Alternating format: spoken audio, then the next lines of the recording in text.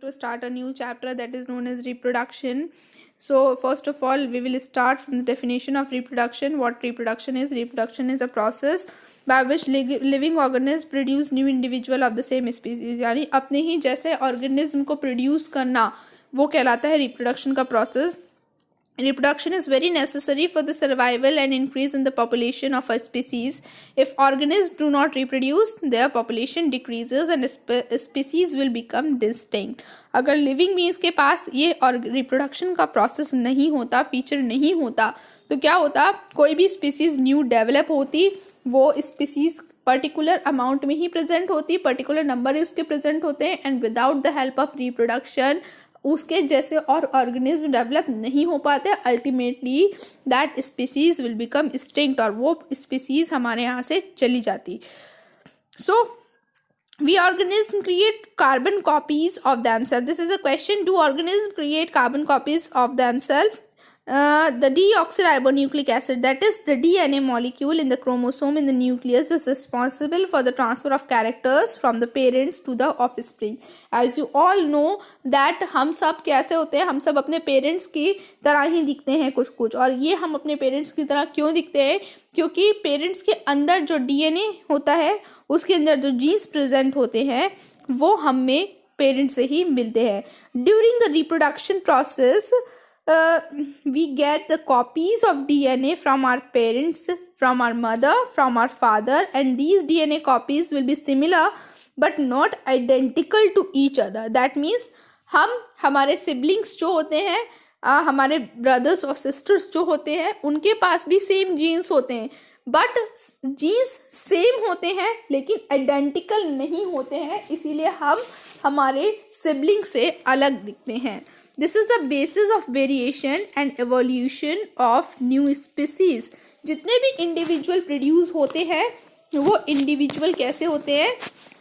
वो इंडिविजुअल एक दूसरे से अलग अलग होते हैं और अपने पेरेंट्स से भी अलग दिखाई देते हैं, क्योंकि वो अपने पेरेंट्स से क्या लेते हैं? जीन्स के डिफरेंट पार्ट्स लेते हैं, और जिसकी वजह से क्या होते हैं? वो एक दूसरे के सिमिलर तो होते हैं बट आइडेंटिकल नहीं होते हैं.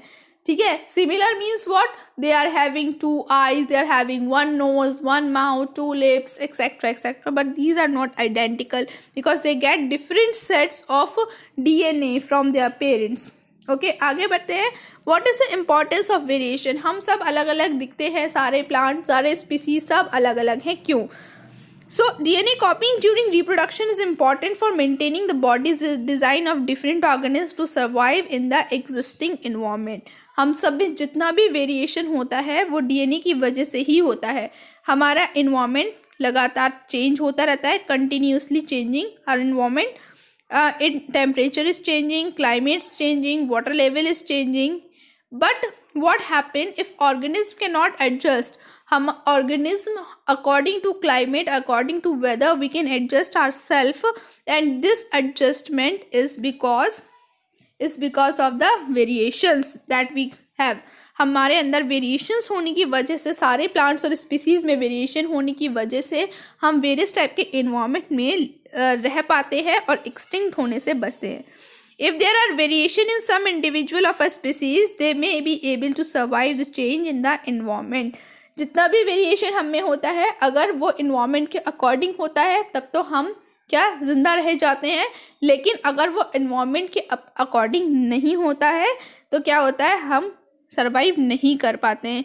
यानी कि हमारी बॉडी, हमारी जो ऑर्गेनिज्म है, हमारी बॉडी और हमारे जो कैरेक्टर्स हैं वो अकॉर्डिंग टू एनवायरनमेंट होते हैं. अगर हमारी बॉडी में कोई ऐसा चेंज है जो कि एनवायरनमेंट के अकॉर्डिंग नहीं है तो हम क्या करेंगे? हम एक्सटिंक्ट कर जाएंगे. और अगर वो चेंज एनवायरनमेंट के अकॉर्डिंग है तो हम वहाँ पे रह पाएंगे. Now there are 2 types of reproduction in living organism. One is known as asexual reproduction and the other one is known as sexual reproduction. Now what is asexual reproduction? Asexual reproduction is a reproduction in which new individual are produced from a single parent. जब एक single parent जो होता है वो new individual का production करता है तब हम उसे एसेक्सुअल रिप्रोडक्शन कहते हैं. लेकिन सेक्सुअल रिप्रोडक्शन क्या होता है? जिसमें 2 इंडिविजुअल इन्वॉल्व होते हैं, उसे हम कहते हैं sexual reproduction. So there are basically two type of reproduction, sexual and asexual. Sexual reproduction क्या होता है, जिसमें टू इंडिविजुअल्स की रिक्वायरमेंट होती है न्यू स्पीसीज को प्रोड्यूस करने के लिए, और जिसमें सिर्फ एक सिंगल पेरेंट की रिक्वायरमेंट होती है न्यू इंडिविजुअल को प्रोड्यूस करने के लिए, उसे हम कहते हैं एसेक्सुअल रिप्रोडक्शन. एसेक्सुअल रिप्रोडक्शन भी अलग अलग तरीके का होता है, जैसे इसमें क्या लिखा है, fission, budding, regeneration, fragmentation, spore formation and vegetative propagation. There are various type. एक एक करके बात करेंगे. सबसे पहले हम बात करेंगे फिशन की. Fission is an asexual reproduction by which a unicellular organism divides and form two और मोर न्यू इंडिविजुअल. जैसा कि आप इस डायग्राम में देख रहे हैं, फिशन में क्या होता है, एक ऑर्गेनिज्म जो है वो डिवाइड होके बहुत सारे टाइप के और बहुत सारे अलग अलग ऑर्गेनिज्म बनाते हैं. जैसे कि हम बात करते हैं, सबसे पहला डायग्राम जो आप देख रहे हैं वो आप देख रहे हैं अमीबा का. ठीक है, मैं आपको with the help of cursor I will explain you. You can see here this is a diagram of amoeba. Here this is amoeba. ये इसने अपने सेल में ग्रोथ करी, और सेल में ग्रोथ करने के बाद इसका न्यूक्लियस जो बीच में था उसमें भी साइज में इंक्रीमेंट हुआ था, और ये दो पार्ट्स में पहले न्यूक्लियस डिवाइड हुआ, फिर इसमें एक फिशर जनरेट हो गया. इसमें एक बीच में छोटी सी पार्ट जनरेट हुआ जो आपस में मिलके क्या कर देता है, इसको टू पार्ट्स में डिवाइड कर देता है.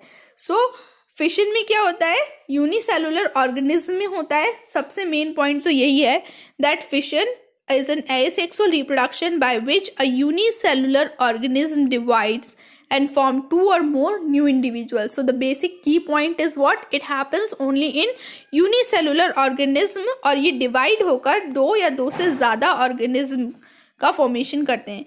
सबसे पहले हम बात करेंगे फिशन के पहले टाइप की, वो है बाइनरी फिशन. इसमें क्या होता है, एक ऑर्गेनिज्म एक यूनिसेलुलर ऑर्गेनिज्म डिवाइड होकर दो ऑर्गेनिज्म का फॉर्मेशन करता है. जैसा कि मैंने अभी आपको अमीबा में बताया था, वो क्या किसका एग्जाम्पल था, बाइनरी फिशन का. मल्टीपल फिशन किस में होता है, मलेरिया के पैरासाइट जैसे प्लाज्मोडियम इसका बहुत अच्छा एग्जाम्पल है. इसमें क्या होता है, इसमें एक ऑर्गेनिज्म डिवाइड होकर बहुत सारे डॉटर सेल्स का फॉर्मेशन करता है. यानी प्लाज्मोडियम की देखिए आप, एक सेल है, इस एक सेल के अंदर न्यूक्लियस इसका डिवाइड होकर मल्टीपल सेल्स का फॉर्मेशन करता है, और जो अल्टीमेटली बाहर रिलीज आउट हो जाती है. So this is basic example of fission. So fission is divided into two type, binary fission and multiple fission. आगे बढ़ते हैं बडिंग की. बड का मतलब क्या होता है, that is outgrowth.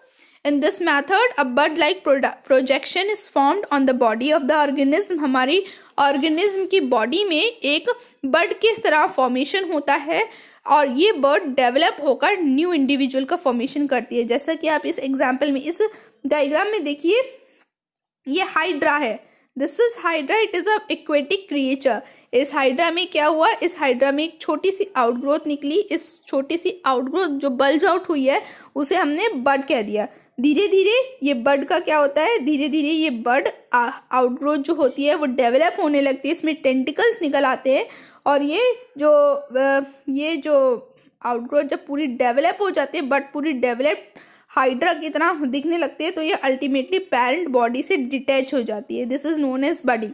You can see here the other example of yeast. Yeast में क्या होता है, this is a yeast cell. Yeast को बेसिकली हम फफूंद कहते हैं हिंदी में. ये कहाँ, ब्रेड के ऊपर भी आ जाती है. वाइट कलर ग्रीन कलर का structure. This yeast also reproduce by the help of budding. You can see here a small outgrowth bulges out from this, which is known as bud. Then the nucleus also divide into two parts. One goes into the bud and other will remain in this yeast cell. Then what happens? This bud ultimately grows out, and after they attain the proper growth, they will detach out from the parent cell. So this whole process is known as budding, which happens in multicellular organisms, but it is a process of asexual reproduction. Now coming on the next, regeneration. It is a very interesting phenomenon, regeneration. You can see this phenomena in the wall lizard also. Wall lizard की पूंछ जो है वो cut जाती है अपने आप whenever it get more excited.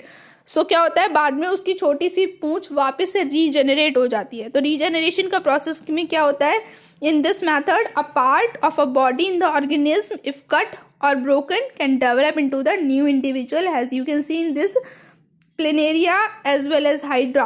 Planaria में क्या है, देखो ऑर्गेनिज्म को 3 पार्ट्स में डिवाइड किया और हर पार्ट ने डेवलप होके एक न्यू प्लेनेरिया का फॉर्मेशन कर लिया. Similarly hydra, when we cut hydra into 2 or more than 2 parts, it will produce tentacles in each of the part and will produce a new hydra. So this is the method which is known as regeneration. Fragmentation. What is fragmentation? In this method, the body is of a simple multicellular organism break up into small pieces on maturation and each fragment develop into new individual. Basically fragmentation is just like regeneration, but it is slightly different from regeneration as in this case fragmentation में क्या होता है, जो जैसे ये आपको fragmentation का diagram में आपको दिख रहा है, this is spirogyra. Spirogyra is also known as pond silk. Pond silk भी कहते हैं हम स्पायरोगायरा को. स्पायरोगायरा में क्या होता है, छोटे छोटे फ्रेगमेंट प्रोड्यूस हो जाते हैं. जो पूरा स्पायरोगायरा का फिलामेंट है वो डिफरेंट फ्रेगमेंट में टूट जाता है और each fragment will mature and will act as a new spirogyra, new adult spirogyra. This process is known as fragmentation, but it is entirely different from regeneration process. Okay, in this fragmentation process septa is produced and from this septa new organism will take place. Now the fifth one is spore formation. In this method structure called sporangia produce tiny cells called spores. Means this happen in penicillium, rhizopus, mucor और penicillium जैसे organism में होता है. इसमें क्या होता है, बहुत छोटे छोटे स्पोरेंजियम के अंदर स्पोर्स का फॉर्मेशन हो जाता है. जैसा कि आप यहाँ देख रहे हैं ये स्पोरेंजियम है. Sporangium is a sac like structure in which spores are formed. जब ये स्पोर्स बाहर निकल जाते हैं स्पोरेंजिया के और ये मॉइस्ट सरफेस पे पहुंचते हैं तो एक डेवलप होकर न्यू किसका फॉर्मेशन करते हैं, न्यू इंडिविजुअल का फॉर्मेशन करते हैं. बिल्कुल सीड्स की तरह होते हैं. Spores are just like seeds but they are the gametic form. ठीक है, इन दिस मैथड स्पोरेंजियम, ये जो आपको ब्लैक कलर का स्ट्रक्चर दिख रहा है स्पोरेंजियम होता है. स्पोरेंजियम के अंदर छोटे छोटे स्पोर्स डेवलप हो जाते हैं. Then these spores come out ultimately from the sporangium and when it goes towards the moist surface it ultimately germinates and give rises to a new individual. It occurs mainly in rhizopus, mucor and penicillium. Now the sixth one is vegetative propagation. Vegetative propagation क्या होता है बेटे, vegetative propagation में mainly plants के root, stem और leaf से नए plants को प्रोड्यूस किया जाता है. New plants are produced from the vegetative parts of plant like root, stem or leaf. From root, as you can see here in Dahlia, sweet potato, we can obtain new plants. अगर हम dahlia और sweet potato के roots को कहीं भी ground में गाड़ दें तो हमें क्या मिल जाएगा, एक नया प्लांट मिल जाएगा. पोटैटो और जिंजर आप जानते हैं स्टेम होता है और इनको एज इट इज सॉइल में सो कर देने पर हमें नया प्लांट मिल जाता है. और ब्रायोफिलम और बेगोनिया ये आप डायग्राम में देख रहे हैं. On the right side here you can see from the edges of these leaf new plants are going to be formed. So plant produced by the vegetative propagation produces flower and fruits earlier than those produced by the seeds. इनको mature होने में ज़्यादा time नहीं लगता, इसीलिए ये ज़्यादा amount में फ्लावर और फ्रूट्स देते हैं और ये हमें इकोनॉमिकल पर्पस में भी हेल्पफुल होते हैं. It also help in the propagation of plant which do not produce seed like rose, jasmine और बनाना. जो कि सीड प्रोड्यूस नहीं करते हैं उनमें न्यू स्पीसीज, न्यू इंडिविजुअल किसके थ्रू बनते हैं, वेजिटेटिव प्रोपोगेशन के थ्रू ही बनते हैं. ठीक है, हम इसमें आर्टिफिशियल कटिंग, डेयरिंग और ग्राफ्टिंग जैसे मेथड भी यूज़ करते हैं वेजिटेटिव प्रोपोगेशन में. इतनी बात आपको समझ में आई ना. इसके आगे जो सेक्सुअल रिप्रोडक्शन है प्लांट्स में और ऑर्गेनिज्म में कैसे होगा वो हम नेक्स्ट टाइम पढ़ेंगे. Bye, take care.